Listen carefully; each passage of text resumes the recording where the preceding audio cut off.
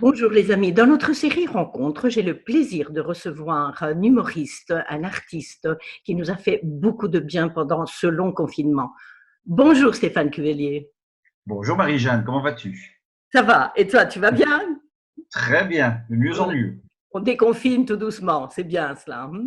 Ouais, ça fait un petit temps déjà que j'ai déconfiné, donc ça va. Je suis maintenant déjà dans pas mal de projets déjà, qui Oui, sont déjà c'est bien la avancés. donc, juste un petit mot justement à propos de ce confinement. Euh, Tu as fait des milliers de fans, tu n'as pas chômé. Est-ce qu'on peut dire que ce confinement était une source d'inspiration pour toi?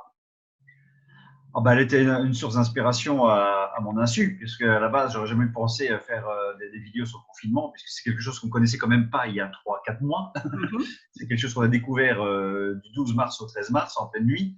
Donc, ça a été une source d'inspiration. Par la suite, je m'en suis amusé, je l'ai utilisé, j'en ai peut-être parfois abusé, mais Mm. c'était toujours dans un but bien précis, c'était de faire rire. Oui, et tu nous as fait beaucoup de bien puisque on est devenu accro à tes petits sketchs quotidiens. Voilà. C'est gentil, merci. Alors, un petit mot sur le début de ta carrière, Stéphane. Lorsque les artistes belges débutent leur carrière, ils commencent en Belgique et puis ensuite ils montent à Paris, comme on dit. Toi, tu as fait le contraire. Tu es allé directement à Paris.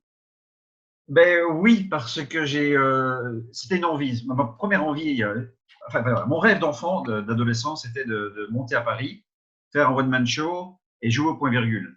Et j'ai eu la chance de monter à Paris à 26 ans, faire du one-man show et jouer au point virgule pendant plus de 3 ans. Donc j'avais voilà, réussi à atteindre mon rêve. Et puis j'y suis resté pendant une dizaine d'années, où j'ai eu la chance de côtoyer pas mal de gens très intéressants qui m'ont permis d'avancer artistiquement, Mhm. qui m'ont permis d'évoluer artistiquement. Et puis après, voilà, de fil en aiguille, il s'est passé des choses dans ma vie et je suis revenu en Belgique avec un excellent bagage.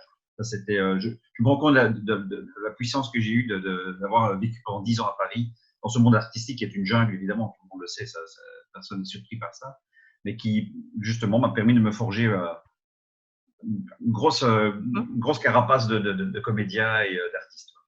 Et ce bagage, tu vas vraiment bien le développer parce que tu es vraiment actif sur tous les fronts, puisque théâtre, télévision, cinéma, one-man show. Quel est ton moteur, justement? Ah ben, mon moteur, c'est pas tout ce que je veux dire, mais c'est le public, puisque c'est chaque fois qu'il sera de plus en plus nombreux à venir me voir, j'aurai de plus en plus de travail.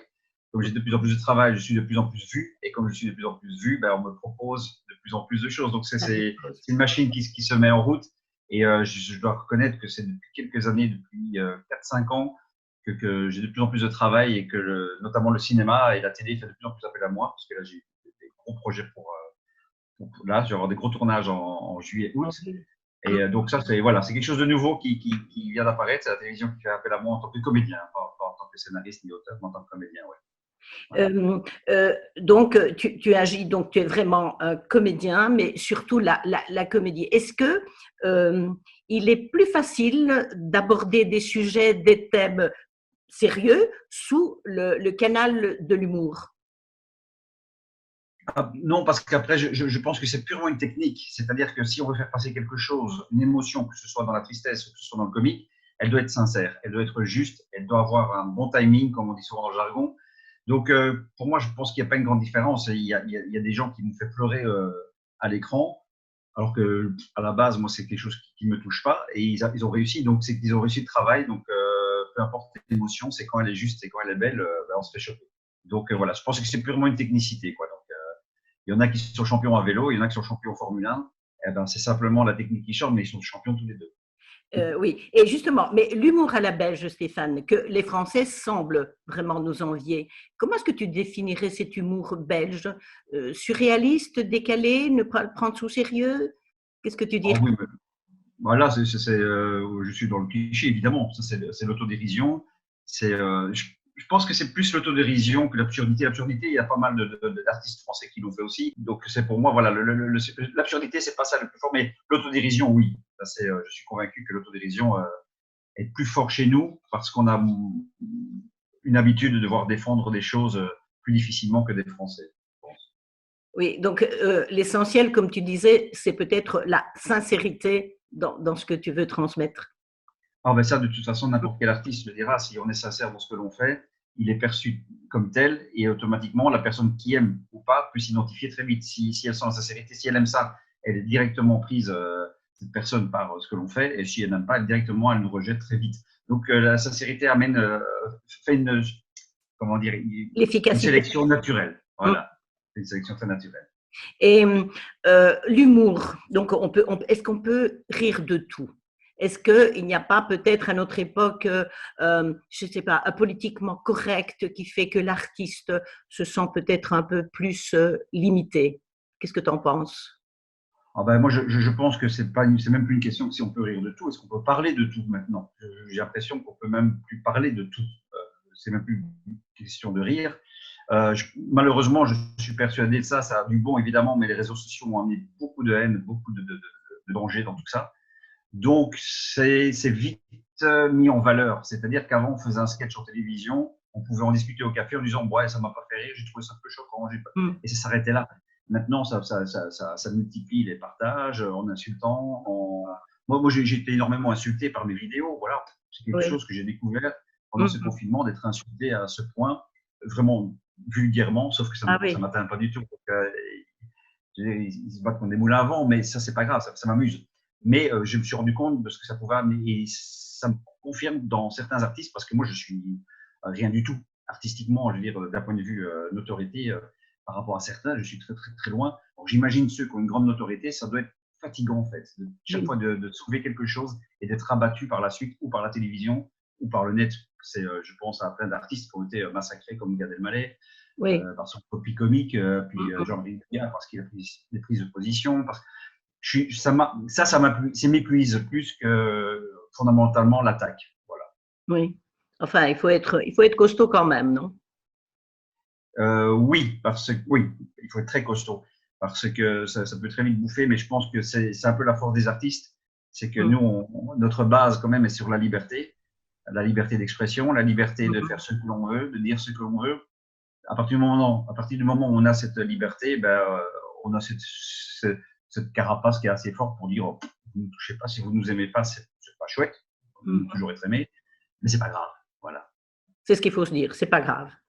Oh oui, alors, la gravité, elle est dans Ailleurs. autre chose que dans des phrases agressives ou grossières. Voilà. Et c'est aussi par rapport à l'Internet et le confinement, multiplier ça par 1000, c'est que beaucoup de gens se prennent maintenant pour des virologues, se prennent pour des médecins, se prennent pour des psychologues, se prennent pour des flics, se prennent pour tout. Et ça, c'est plus ça qui me fait peur que fondamentalement de dire les choses, parce qu'ils sont persuadés d'être dans le bon. Et ça, c'est très difficile. Donc, il n'y a plus d'échange, de discussion. C'est ce que je ressens en tout cas. Je crains que plus on va avancer, moins on aura les moyens de discuter. Il y aura des clans qui vont se faire. Tout à fait, oui. Alors, dans un autre registre, tu as également participé à l'écriture du long métrage d'Adrien François. Comment ça s'est passé? Tu peux un petit peu en parler de ce long métrage qui va bientôt se réaliser? C'est une rencontre magnifique que j'ai eue avec Adrien François. Il y a des rencontres comme ça dans la vie qui sont pas calculées. C'est ça c'est fabuleux par rapport à ce métier aussi.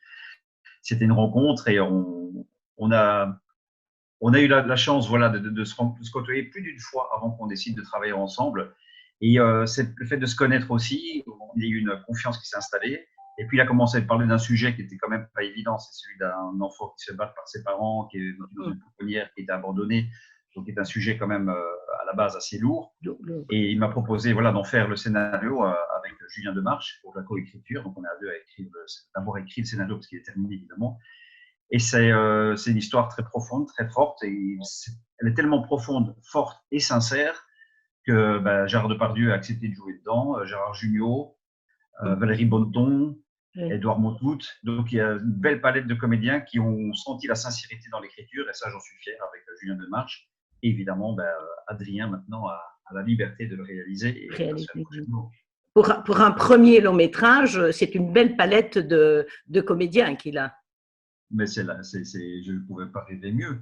Voilà. Je pense que c'est extraordinaire en tant que premier long métrage, avoir ces gabarits-là. On a eu la chance de les rencontrer tous, à part Gérard Jugnot, que je n'ai pas eu l'occasion encore de rencontrer, mais j'ai eu l'occasion de rencontrer Gérard Depardieu pour parler du film et Valérie Bonneton. Et l'engouement qu'ils ont pour ce film, Oui, c'est excitant et à la fois c'est rassurant parce qu'on se dit ben, c'est bon, on est dans le bon, on peut continuer. tout à fait. Enfin, on se réjouit de voir ce film.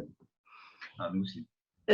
Stéphane, lorsque ce confinement, cette catastrophe, cette pandémie est arrivée, tu étais en train de présenter, jouer une pièce de théâtre. Elle a dû s'arrêter. Quelle va être la suite? Quelle était cette pièce de théâtre d'abord que tu as dû arrêter? Alors, c'était Star d'un soir, c'est une comédie que j'ai écrite et qu'on a eu la chance de tourner, de faire une grande tournée. On a fait pas mal de centres culturels et on a joué au Comédie Centrale de Charleroi, de Liège, et un peu partout. Voilà, en Belgique, on a fait des grandes salles. Et on devait encore jouer au Comédie en Île à Liège au mois de juin, donc ça a sauté. Mais la chance qu'on a, c'est que c'est reporté, donc c'est pas annulé. Et là, on reprend cette pièce fin septembre au Comédie en Île. Et juste après, j'enquille directement avec une pièce qui s'appelle Un week-end tranquille.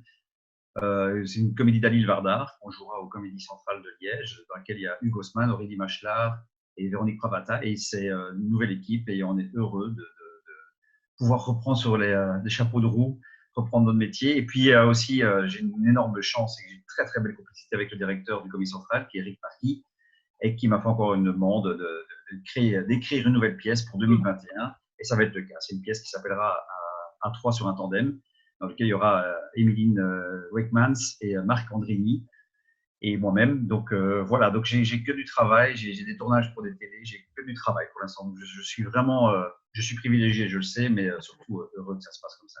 Mais c'est une grande chance que cette pièce qui a été arrêtée, tu as pu la programmer à la rentrée parce qu'il y a pas mal d'artistes qui ne savent pas le faire parce que l'agenda avait déjà été prévu pour la suite. Et donc, on ne sait pas caser ce qui va suivre. Non, mais comme tout avait été à l'arrêt, donc j'ai cette chance tout est décalé, mais du coup, comme voilà, j'avais plus grand chose en novembre, mais tout est en train de se décaler. Donc, ça remplit bien les cases. Après, c'est une histoire, voilà, c'est une histoire d'agenda. Moi, voilà, j'ai la chance d'avoir un agent à Paris qui gère mon agenda. Donc, c'est elle qui voit un petit peu quand je suis dispo ou pas.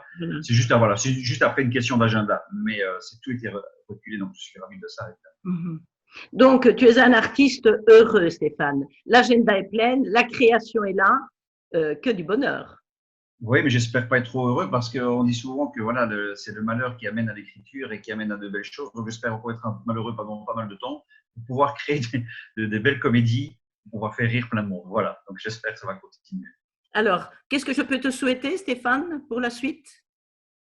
Alors, si c'est artistique, que ça continue tel quel avec encore plus de projets, ça c'est voilà. Et puis surtout que ce monde se calme un petit peu parce que voilà, je suis un petit peu attristé par la haine qui est de plus en plus omniprésente chez pas mal de gens et voilà ce qui m'inquiète le plus. Et c'est plus une haine raciale pour moi, ce n'est plus une haine de religion, non, c'est une haine maintenant un petit peu universelle. Voilà. Et ça, si on pouvait un peu calmer ça, je ne vais pas dire l'arrêter parce que je serais un petit peu un grand naïf, mais la calmer, ça ferait déjà plaisir. Voilà. Et on dit souvent que l'après-Covid va être différent, que la société va changer. Ben, on va peut-être croiser les doigts que ça puisse se réaliser. Je l'espère. Si je pouvais avoir une baguette magique, c'est une phrase que j'ai entendue un jour, j'ai trouvé très jolie. Si on me disait voilà, si on t'offrait une baguette magique, qu'est-ce que tu ferais avec ça? Et il a dit, cette personne dit, eh ben, j'offrirais une baguette magique à tout le monde pour pouvoir chacun réaliser son vœu. Je trouve ça joli. Donc voilà, si je pouvais offrir une baguette magique, et ben, j'offrirais à tout le monde sa baguette magique et il en ferait quelque chose de joli.